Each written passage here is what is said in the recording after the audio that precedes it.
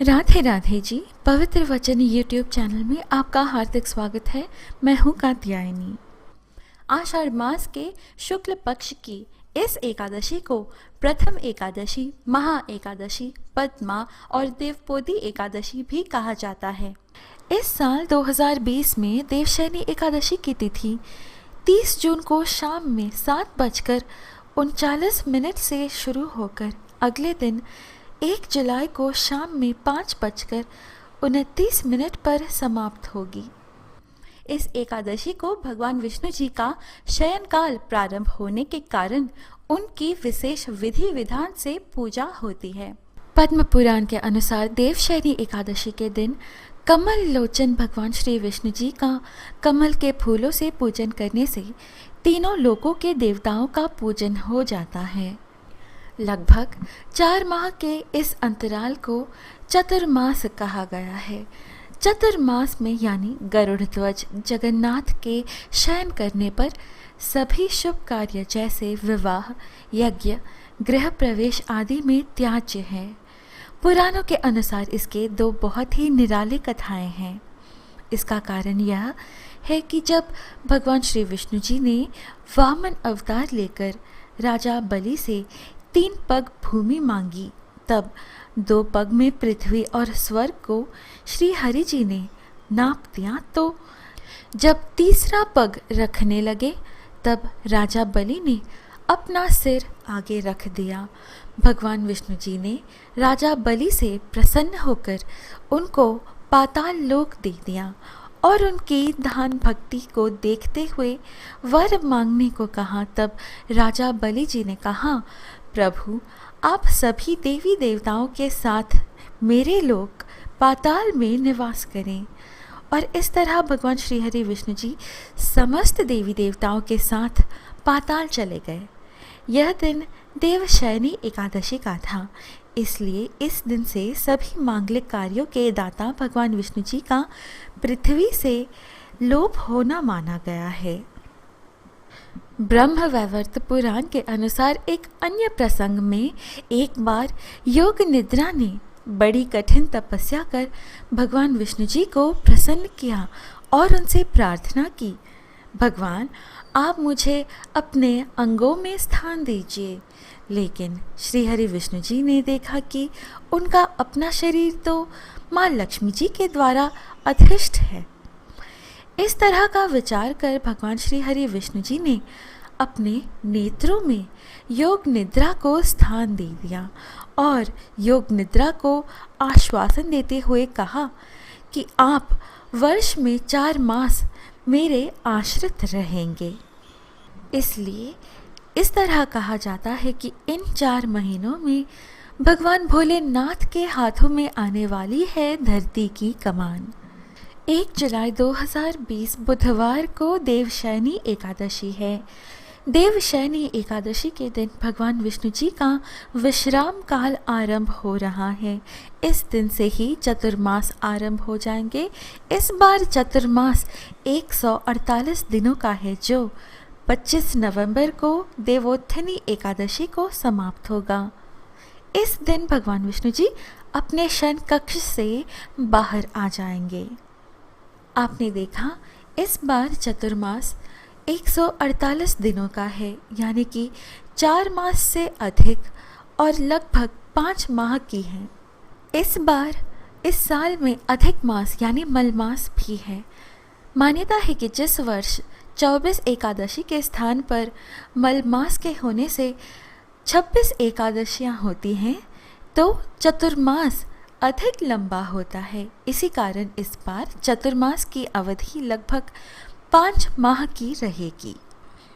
इस समय सूर्य मिथुन राशि में गोचर कर रहा है। मान्यता है कि चतुर्मास में भगवान विष्णु जी धरती का कार्य भगवान शिव जी को सौंप देते हैं। भगवान शिव जी ही चतुर्मास में धरती के सभी कार्य देखते हैं। इसीलिए चतुर्मास में भगवान शिव जी की उपासना को विशेष महत्व दिया गया है। सावन का महीना भी चतुर्मास में ही आता है, जो भगवान शिव जी को समर्पित है। मान्यता है कि चतुर्मास में भगवान शिव जी धरती का भ्रमण करते हैं। इस दौरान भगवान शिव जी उन लोगों को दंडित करने का भी कार्य करते हैं जो गलत कार्य करते हैं। वही भगवान शिव जी उन लोगों पर अपना विशेष आशीर्वाद देते हैं जो उनकी पूजा अर्चना करते हैं, सत्कर्म करते हैं। आइए जाने एकादशी व्रत की विधि व नियम। उसके पहले दिन की शाम यानी कि दशमी के शाम से ही शुरू करते हैं। दशमी वाले दिन मांस, प्याज तथा मसूर की दाल आदि सेवन कदापि नहीं करें। एकादशी पूरे दिन की फास्ट होती है। पूरी फास्टिंग नहीं कर पाने से सिर्फ पानी पी सकते हैं या फल जैसे कि अंगूर, केले, बादाम, पिस्ता खा सकते हैं। हरी सब्जियां नहीं लेना चाहिए या सूर्यास्त से पहले दिन में एक बार भोजन करें, लेकिन अन्न और धान्य बिल्कुल ना खाएं। अब जानते हैं एकादशी पर व्रत पूजा कैसे करें। विष्णु जी की पूजा में तुलसी दल का विशेष लाभ माना जाता है, इसलिए दशमी को ही तुलसी दल तैयार कर लें, क्योंकि एकादशी को तुलसी के पत्ते नहीं तोड़ते। एकादशी पर सूर्योदय से पहले ही जागकर स्नान कर लें, फिर संकल्प लें। स्वच्छ सफ़ेद रंग के वस्त्र पहनें। घर के मुख्य द्वार पर नई बंधनवार लगाएं। अष्टदल पद्मा की रंगोली सजाएं। घर के मंदिर में दीप जलाएं। भगवान श्री विष्णु और माता लक्ष्मी की मूर्ति या तस्वीर को हल्दी कुमकुम का तिलक लगाएं। भगवत गीता पुस्तक पर भी तिलक लगाएं। श्री विष्णु जी के समक्ष तुलसी दल से उनकी पूजा करें। अगरबत्ती धूप जलाएं। लाल रंग के फूल चढ़ाएं। केले या मिश्री या दूध पेड़े का भोग लगाएं। आज भगवत गीता का पाठ करें या सुनें। विष्णु सहस्रनाम, मुकुंदाष्टकम, सत्यनारायण व्रत कथा, एकादशी व्रत कथा का पाठ अवश्य करें या सुनें। रात्रि भर स्वामी के भजन कीर्तन गाएं, इससे निद्रा भी नहीं आती। और भगवान विष्णु जी को पाने का सबसे सरल व सर्वोत्तम मार्ग है तुलसी पूजा। तुलसी मैया को विष्णु प्रिया, हरि प्रिया कहा जाता है। भगवान विष्णु जी ने तुलसी मैया को अपने शीर्ष में स्थान दिया है। तुलसी की जड़ की मिट्टी गाय के खुर की मिट्टी समान पुण्यदायी है, सात्विक होती है। उसका तिलक हितकारी है। पद्म पुराण में तुलसी जी की महिमा बताते हुए भगवान शिव जी ने नारद जी से कहा, तुलसी का पत्ता, फूल, फल, मूल, शाखा, चाल, तना और मिट्टी आदि सभी पावन है। तुलसी पत्र तोड़े तो ओम सुप्रभाय नमः, ओम सुभद्राय नमः मंत्र बोलते हुए तोड़े। इससे तुलसी पत्र दैवी औषधि का काम करेंगे। तुलसी जी की पूजा करते वक्त या जब आप तुलसी मैया के समक्ष हो, निरंतर हरिओम हरिओम हरिओम मंत्र का जप करते रहें। यह सबसे सरल मंत्र है, अन्यथा आप भगवान विष्णु जी का स्मरण करते रहें। 3 बार क्लॉकवाइज डायरेक्शन में यानी कि घड़ी की सुई की दिशा में परिक्रमा अवश्य करें। इससे न केवल आपको सकारात्मक ऊर्जा मिलती है, बल्कि आपके हर एक मनोकामना शीघ्र पूर्ण होते हैं। यह उपाय करने से आर्थिक परेशानियों से मुक्ति मिलती है।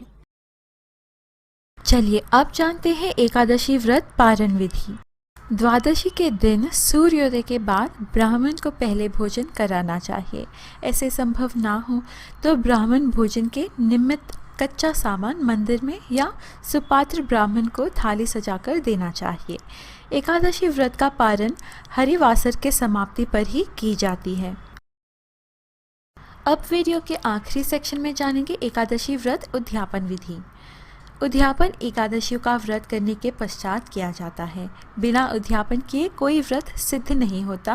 एकादशी व्रतों का उद्यापन करते समय विष्णु की विशेष रूप से पूजा आराधना तो की ही जाती है, हवन भी अनिवार्य रूप से किया जाता है। एकादशी व्रत उद्यापन पूजा में अष्टदल कमल बनाकर कलश स्थापना का विधान है। इसी कलश में श्री विष्णु जी और माता लक्ष्मी जी और अन्य देव देवताओं को आह्वान किया जाता है।